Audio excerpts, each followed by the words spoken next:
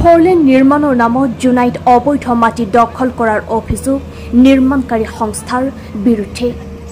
জোনাই ৰাজচক্ৰৰ মণ্ডল আৰু আবৰলেকু গাঁৱৰ গাঁও প্ৰধানৰ বিৰুদ্ধে দুৰ্নীতি সংঘটিত কৰাৰ অভিযোগ। জোনাইত 4 লেনযুক্ত পথ নিৰ্মাণক কেন্দ্ৰ কৰি উত্তপ্ত পৰিস্থিতি। আৰক্ষী আৰু ৰাইজৰ মাজত তীব্ৰ বাকবিতণ্ডা। জোনাইত 4 লেনযুক্ত বাইপাছ নিৰ্মাণত ভূমিৰ গৰাকীক ক্ষতিপূৰণ নিদিয়াকৈ পথ নিৰ্মাণক কেন্দ্ৰ কৰি সৃষ্টি হয় এক উত্তপ্ত পৰিস্থিতিৰ। ম্যাদী ভূমিত ক্ষতিপূৰণ নিদিয়াকৈ 4 লেনযুক্ত বাইপাছ নিৰ্মাণকাৰীক পথ নিৰ্মাণত বাধা প্ৰদান ভূমিৰ গৰাকীৰ লগতে স্থানীয় ৰাইজৰ। আৰক্ষী মোতায়েন কৰি পথ নিৰ্মাণৰ কাম জোৰ জবৰদস্তিভাৱে কৰাত আৰক্ষী আৰু ৰাইজৰ মাজত সৃষ্টি হয় উত্তপ্ত পৰিস্থিতিৰ।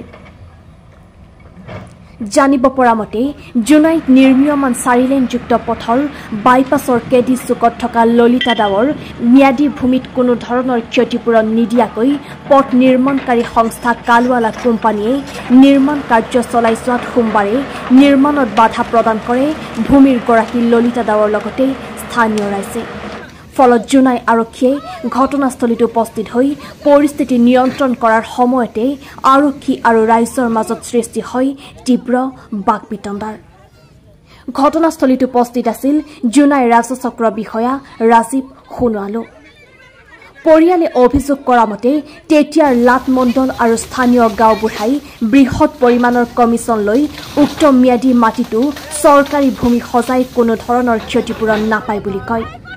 পৰিয়ালৰ আন এক অভিযোগ মতে তেতিয়াৰ লাটমণ্ডল সঞ্জয় শ্ৰীৰাম আৰু স্থানীয় গাঁও প্ৰধান জ্ঞান সিং দলৈয়ে আনৰ পৰা বৃহৎ পৰিমাণৰ কমিছন লৈ উক্ত ভূমি 4 লেনযুক্ত পথৰ ভিতৰত নপৰে বুলি পৰিয়ালক জনাইছিল। নিউজ ডেস্ক ৰিপৰ্ট জোনাই বাৰ্তা।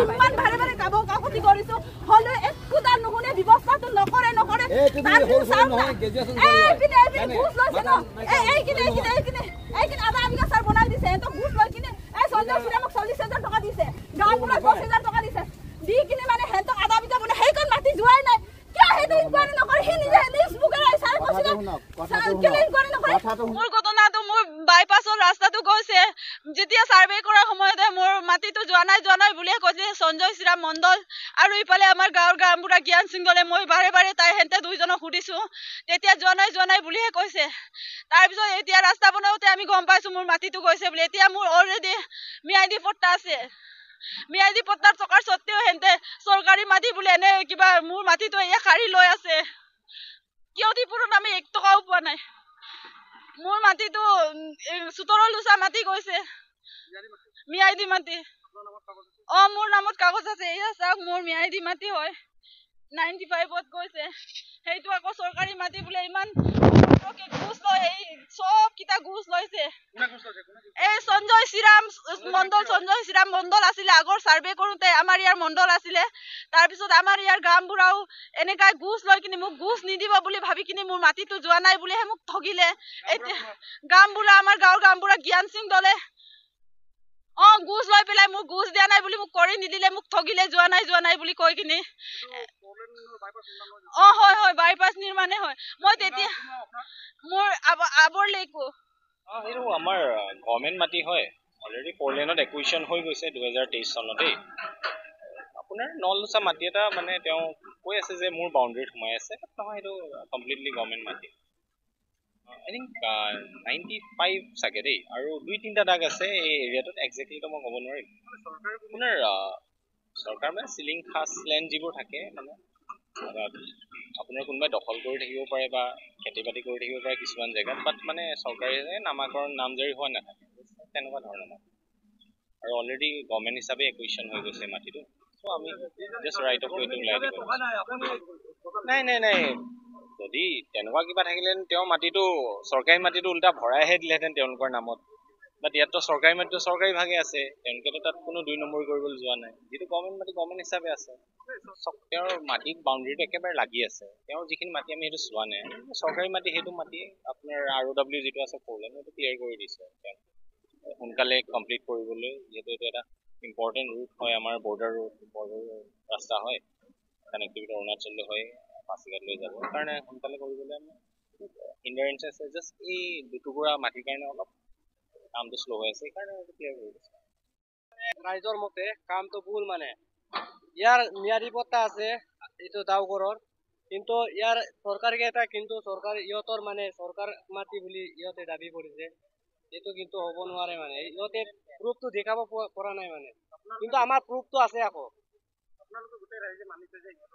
ইহঁতৰে মাটি, আমি সৰুৰ পৰা ডাঙৰ দীঘল ইয়াতে আছো আৰু ইয়াতে আমি চাই আছো, ইহঁতৰে মাটি হয়, এইটো ডাউকৰৰ মাটি হয় আৰু চৰকাৰী মাটি এইটো হ'বই নোৱাৰে মানে। ভালে হৈছে ইয়াৰ পৰা 4 লাইন গৈছে, এইটো চবৰ কাৰণে ভাল হৈছে, কিন্তু এইটো মানে লোকৰ মাটি, কিন্তু লোকৰ মাটি কিনি মানে মানে ইহঁতে লৈ লোৱাটো মানে ভাল হোৱা নাই মানে, এইটোৱে কৈছো। তোমাৰ আগত এইটো খালিয়ে আছে, ইয়াত খেতি কৰিছিলে, ইয়াত ঘৰ আছিলে, ইয়াত পুখুৰী আছিলে, এনে চবটোৱে খালি আছিলে। চৰকাৰী মাটি ইয়াত একো নাই, ইমান অলপো মানে চৰকাৰী মাটি নাই ইয়াত মানে। 9 দাগ নম্বৰ আৰু এই চৰকাৰী মাটি নহয়, আমাৰ নিজস্ব মাটি, এইটো লোকৰ পৰা কিনা আছিলে, কিনি পেলাই আমি লৈছো, ম্যাদী পট্টা বনাইছো, বনোৱাৰ পাছত জবৰদস্ত কৰি পেলাই চিঅই হেৰি কৰিছে আছে, এইটো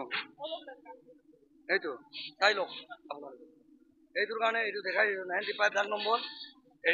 এইদিনা এতিয়া মানে চিঅ কৈ আছে যে সি দাগ নম্বৰ নাজানে, কেনেকে আই কাৰ্ড কাটিব পাৰিলে, চৰম নাই নেকি, তাৰ ইজ্জত নাই নেকি? ইজ্জতৰ কথা আছে, চৰকাৰী মাটি বুলি কেলে ক'ব পাৰিলে, তাৰ ইজ্জত নাই নেকি?